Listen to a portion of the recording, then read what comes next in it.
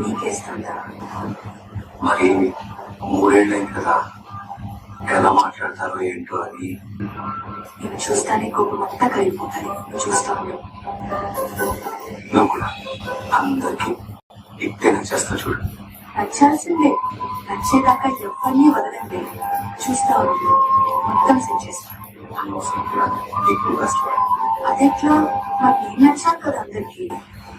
ఓహో, అంతుందా?